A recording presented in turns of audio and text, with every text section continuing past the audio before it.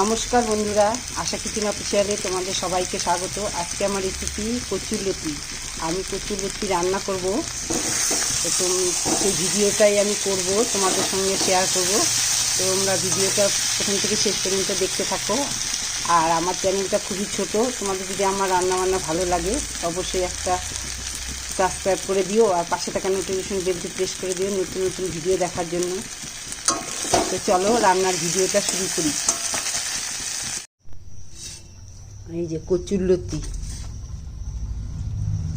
কচুরলতি এখন কাটবো। কচুরলতি কিন্তু খেতে খুব টেস্টি।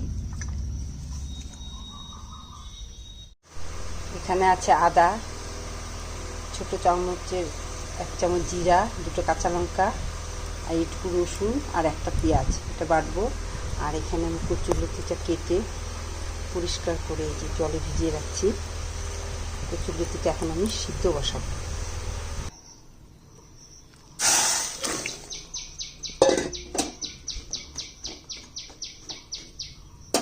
সেদ্ধ করে নিব, ঢেকে দিলাম। সেদ্ধ হয়ে গেছে কচু, গ্যাসটা অফ করে দিই। এখানে চিংড়ি মাছ আছে, চিংড়ি মাছ আমি নুন হলুদ মাখবো। একটু হলুদ দিলাম, সামান্য নুন দিলাম। আর এখানে পেঁয়াজটা আমি বেশি মিহি করে বাটিনি। আর এখানে আদা, জিরা, কাঁচা লঙ্কা বাটা আর একটু কচু। মাছ ভাজার জন্য তেল দিচ্ছি, কড়াই গরম হয়ে গেছে। আমি 2 টেবিল চামচ তেল দিলাম।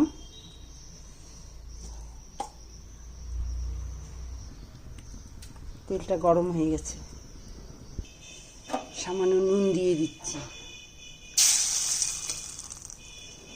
এবার দিয়ে দিচ্ছি মাছটা। আমার যতটা চিংড়ি মাছ লাগবে আমি ততটাই দিই।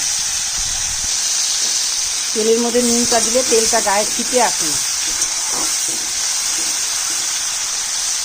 না। তেল গায়ে ছিটে আসে, গরমের দিনে খুব ফুসকা পড়ে যায়। মাছ ভাজা হয়ে গেছে, তেলটা আমার বেশি দেওয়া আছে। একটা শুকনো লঙ্কা, একটু কালো জিরা দিচ্ছি। পেঁয়াজ বাটাটা, রসুন বাটাটা দিয়ে দিলাম।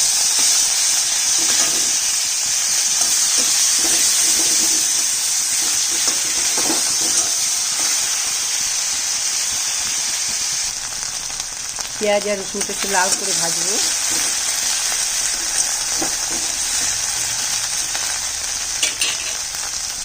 এবার দিয়ে দিচ্ছি জিরা, কাঁচা লঙ্কা আর আদা বাটা।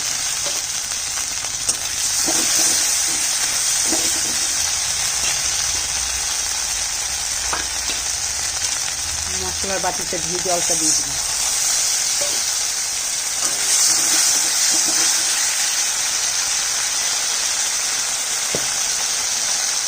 দিয়ে দিচ্ছি হলুদ, ছোট স্পুনের 1 স্পুন।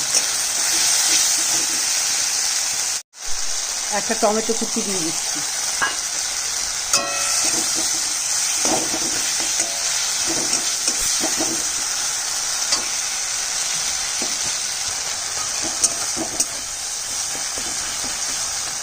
টমেটোটা গলে গেছে, দিয়ে দিচ্ছি 1/2 টিস্পুন শুকনো লঙ্কার গুঁড়ো।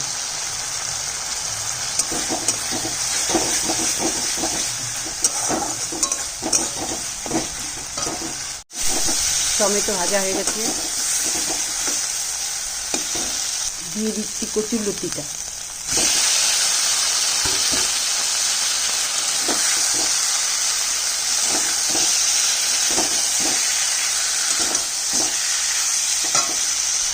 স্বাদ মতো নুনটা দিচ্ছি। আগে খেয়াল রাখতে হবে, আমি তেলে একটু নুন দিয়েছিলাম। আর কচুটা নাড়তে হবে, কচুরলতিটা আস্তে আস্তে নাড়তে হবে, নাহলে যাতে ভেঙে না যায়।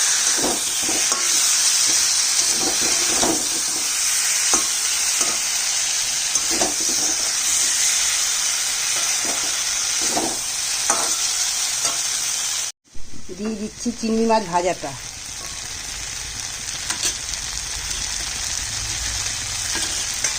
ধীরে ধীরে নাড়তে হবে, নাহলে সব কচুরলতিগুলো একদম গলে যাবে, দেখতে ভালো লাগবে না।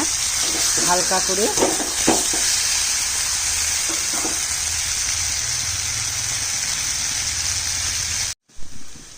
এইভাবে কচুরলতি রান্না করে খেয়ে দেখো, ভালো লাগবে।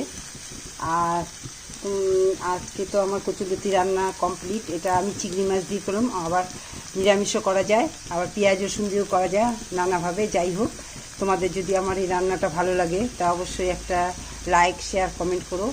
আর তো আর কি বলবো, আজকে বলছি যে মাছ, যখনই কোনো মাছ রান্না করব তখন বেশি করে তেল দিয়ে দিব, যাতে ওই তেলটাতে আমার মাছের ঝোলের বা তরকারি, যে তরকারি করব সেই তরকারিতে যেন মাছের ওই তেলটাতে হয়ে যায়, তাহলে মাছের ভাজা তেলেই যেন আমি রান্না করতে পারি। এইভাবে তেলটা দিলে তরকারিটার টেস্টটা বেশি হয়। আর তাহলে আজকের মতো রান্না এখানেই শেষ। আবার একটা নতুন রেসিপি নিয়ে আসবো। আর আমার রান্নাটা কেমন হলো অবশ্যই বলো, আর তোমরাও এইভাবে রান্না করে খেয়ে দেখো। কচুরলতি তো সবাই রান্না করে খায়, জানি না, তা তোমাদের যদি ভালো লাগে তা একবার ট্রাই করতে পারো। আমি 2টো কাঁচা লঙ্কা চেরা দিলাম, আমি তো 2টো লঙ্কা বেটে দিলাম, আর যেহেতু অল্প আর একটু লঙ্কার গুঁড়া দিলাম, ঝাল যদি কম হয় তবে এই লঙ্কা ডলে খেতে পারবে, ওই জন্য কাঁচা লঙ্কাটা অপশন। আর কাঁচা লঙ্কার গন্ধটাও খুব সুন্দর। তা আজকের মতো রান্না শেষ।